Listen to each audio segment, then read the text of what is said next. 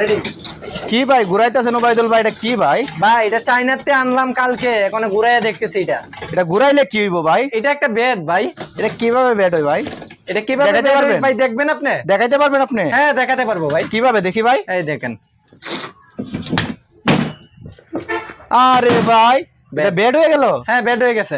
শুয়ে দেখাইতে পারবেন? হ্যাঁ শুয়ে দেখাতে পারবো ভাই। ভাঙা যাবে না তো আবার?